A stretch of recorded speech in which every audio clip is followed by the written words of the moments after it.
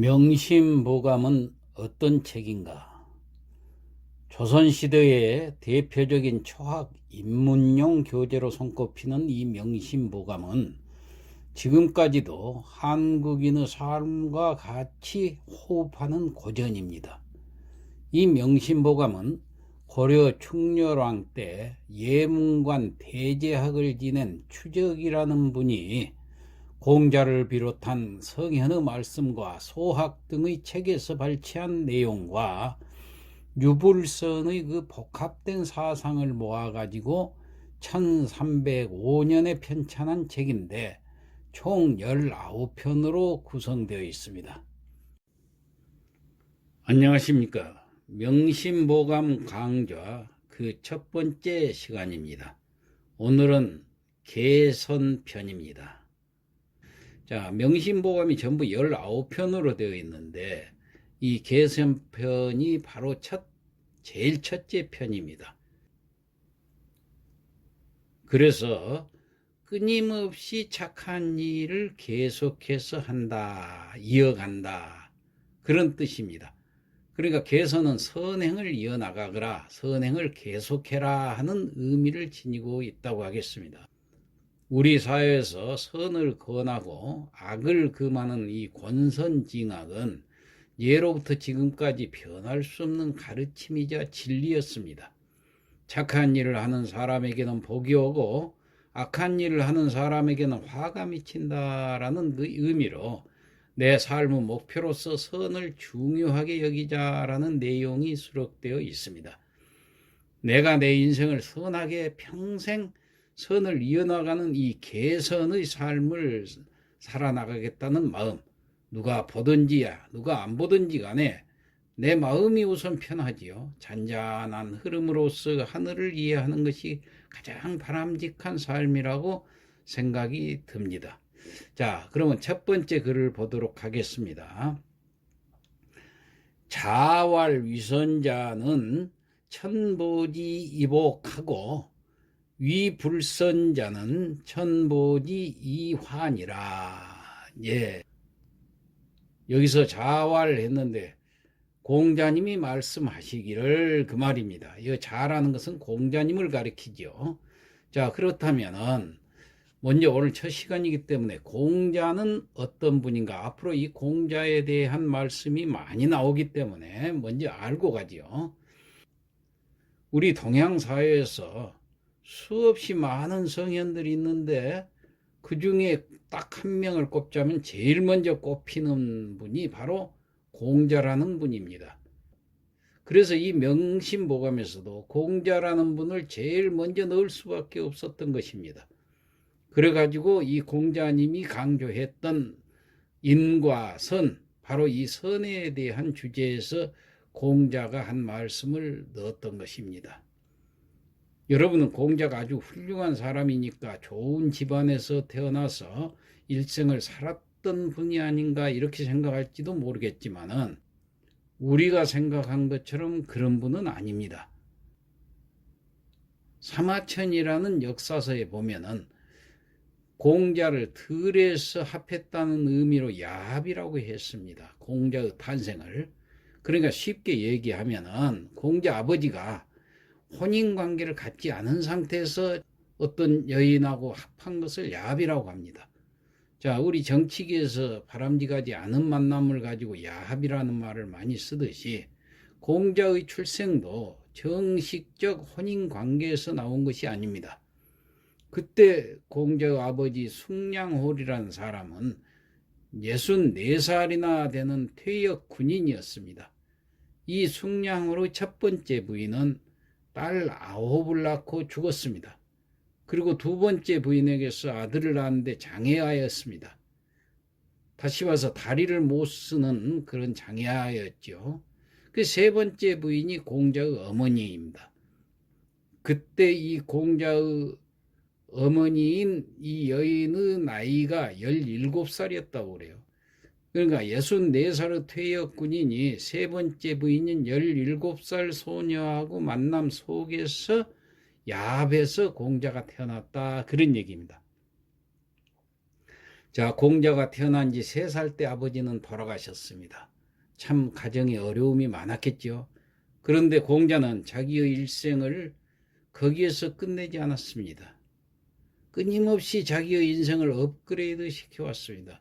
수없이 많은 그 제자 백가 중에서 넘버원이 될 수 있었던 것은 열악한 환경 속에서 73년을 살면서 끊임없이 자신을 독려해서 성인이 되었던 것, 바로 이 부분이 공자를 최고로 뽑는 이유입니다. 21세기에 공자가 필요한 부분이 바로 이 부분입니다. 아무것도 없는 사람이, 가진 것 없는 사람이 자기를 끊임없이 키워나가는 과정이 우리 이 시대의 표본이 될 수 있다는 것입니다. 공자가 자기를 끊임없이 업그레이드한 방법론이 무엇이었을까요? 학이시습이라고 그랬습니다. 배워라. 그리고 때때로 그 배운 것을 익혀라. 바로 이 학습이라는 방법이 공자님을 그렇게 성현으로까지 키웠던 것입니다. 끊임없이 학이라는 것은 지적 배움이지요. 습이라는 것은 새가 날갯짓을 하는 것을 말합니다. 새가 반복적으로 날갯짓 연습을 해서 하늘을 날 수 있듯이, 자, 머릿속에서 알도록 학을 하고 그리고 그것을 습하는 것, 그 방법론을 통해서 공자는 자기 인생을 키워나갔던 것입니다. 이상 공자에 대한 간단한 소개 말씀을 드리고, 그럼 다시 본문을 볼까요? 자왈위선자는 천보지복하고 위불선자는 천보지이환이라. 자, 여기서 위라는 것은 할 위자지요. 그 다음에 착할 선자, 놈자자 이렇게 있죠. 착할 선자, 위자가 있으니까 위선이라는 것은 착한 일을 하는 그런 뜻이 되겠죠. 자가 있기 때문에 자라는 것은 뭐뭐하는 사람. 자, 그러니까 착한 일을 하는 사람은, 위선자는 천보지복하고, 천하늘이, 하늘천, 보는 갚을 보자죠. 하늘이 갚은다는 얘기예요. 그 다음에 여기서 지가 나와 있는데 이 갈지자는 뜻이 여러 가지가 있고 용법이 참 복잡합니다만은, 우선 여기서는 가다라는 동사는 아니죠.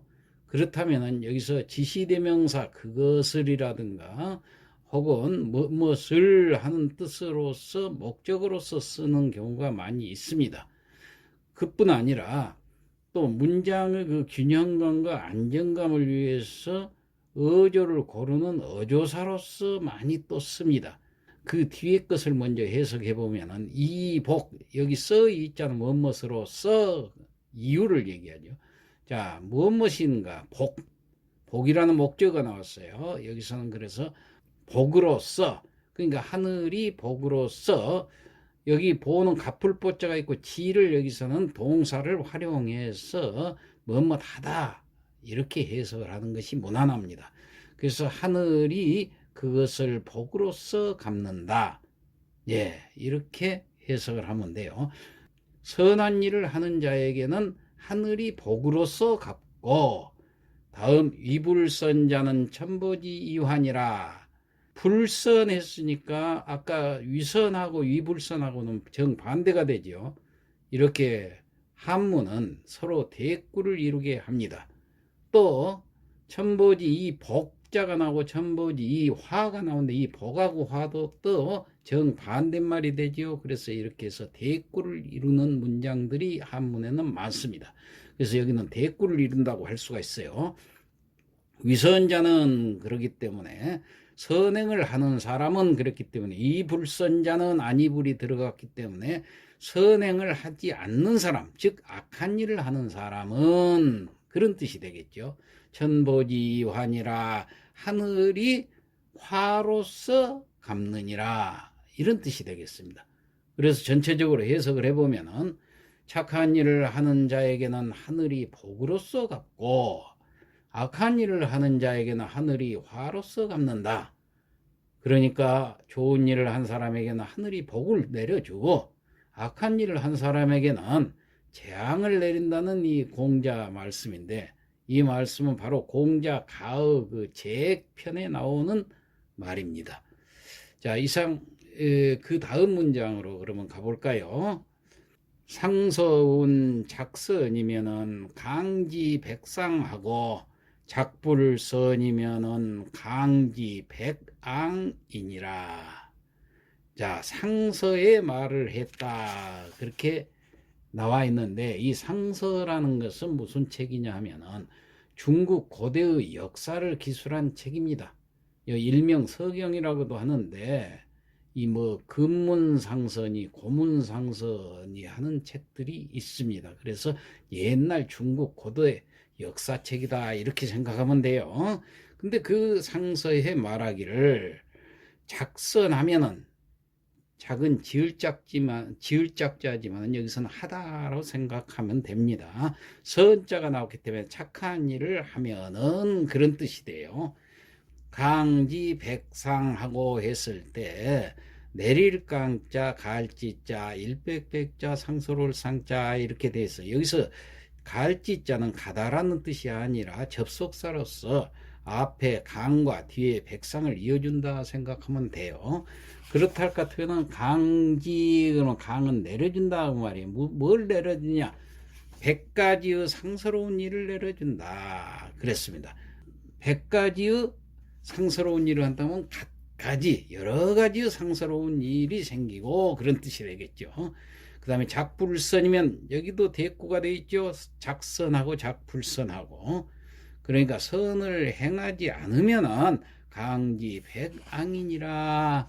여기서도 백상과 백앙이 서로 대꾸가 됩니다. 뭘 내려준다고 그랬어요? 강지는 내려준다 그런 뜻이죠. 뭘 내려줘요? 백앙. 100가지 앙은 재앙앙자입니다. 그래서 100가지의 재앙을 내려준다. 그래서 100가지란 것은 여러 가지, 갖가지 이렇게 해석을 하면 되겠습니다. 그렇다면 해석을 다시 전체적으로 해보면은 선한 일을 하면은 갖가지 상스러운 일을 내려주고 선하지 못한 일을 하면은 갖가지 재앙을 내려준다. 그러니까 좋은 일을 하면은 하늘이 갖가지 상스러운 일을 내려주고 선하지 못한 일을 하면 하늘이 갖가지 재앙을 내려준다. 이런 뜻입니다. 자, 그 다음 문장 하나 더 볼까요? 서신홍왈 적선 봉선하고 적악 봉악하나니 자세 사량하면 천지불착이니라. 서신홍이 말을 했다 그랬는데 이 서신홍이라는 사람은 어떤 사람인지 자료에서 찾아볼 수가 없는 미상입니다. 그래서 서신홍은 옛날 고대의 현인이다 정도로만 생각하면 되겠습니다. 이 서신홍이 말하기를 적선봉선하고 쌓을 적자 착할 선자 만날 봉자 착할 선자 그랬죠. 자, 뭘 쌓은다고 그랬어요? 선을 쌓으면은 봉선. 그 다음에 두자 끊어서 해석을 해봅시다. 봉선. 선을 만난다. 선한 일을 당하게 된다. 좋은 일을 당하게 된다. 이렇게 해석하면 돼요. 그래서 선을 쌓으면은 좋은 일을 만나게 되고 적악, 봉악 하나니 악한 일을 쌓으면은 그러니까 악을 쌓으면은 봉악 악은 뭡니까? 나쁠 악자지요. 예, 악한 일을 만나게 된다. 악한 일을 당하게 되나니 자세 사량하면은 자 자세히 생각해 보면은 자 자세는 우리말도 있죠.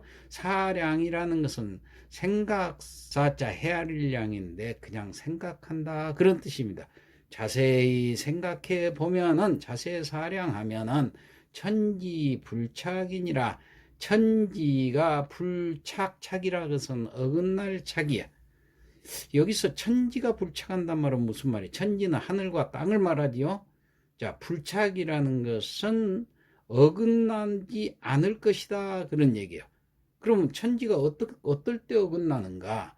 천지는 항상 운행을 하지요. 해도 운행을 하고 달도 운행을 하고 봄이 오면 여름이 되고 여름이 지나면 겨울도 이 천지의 모든 순환 구조는 조금도 어긋남이 없이 지금까지 쭉 지켜왔어요. 낮이 있으면 그 다음에 밤이 오고 밤이 지나면 또 낮이 오고 이 천지가 하는 일은 조금도 착오가 없다 그 말이에요. 마찬가지로 천지가 불착하듯이 선한 일을 하면 좋은 일을 당하게 되고 악한 일을 싸우면 반드시 악한 꼴을 당하게 되는 것도 마치 천지가 불착하듯이 조금도 어긋남이 없이 틀림없이 그렇게 될 것이다. 이런 뜻을 가지고 있습니다. 자, 마지막으로 하나만 더 보고 이 시간 마치도록 하겠습니다. 선유선보하고 악유악보하나니 약환불보면 시신미도니라. 자, 선유선보하고 착할 선자를 딱 끊고 그 다음에 유선보하고 자, 무엇이 있고 있을 유자 선보하고 선한 보답이 있고 그런 뜻이요. 착할 선자 갚을 보자가 있죠. 그러니까 선한 일에는 좋은 보답이 있게 마련이고 악한 일에는 유악보 악한 응보 악한 보답이 있게 마련이다. 그러니 약환 불보면은 만약에 불보 아니 불자 갚을 보자 이러한 보답이 아니 돌아온다면 그런 뜻이에요. 약환했으니까 만약에 이러한 보답이 돌아오지 않는다면 시신미돈이라. 여기서는 시는 시간입니다. 신까지 합해서 시신하면은 시간대라는 얘기예요. 새벽 신자지만은 제때에 이르지 않을 것이다. 그러니까 이걸 다시 해석해보면은 선유선보하고 악유악보하나니 선한 일에는 선한 보답이 있고 악한 일에는 악한 보답이 있기에 마련이니 약환 불보면 시신미돈이라.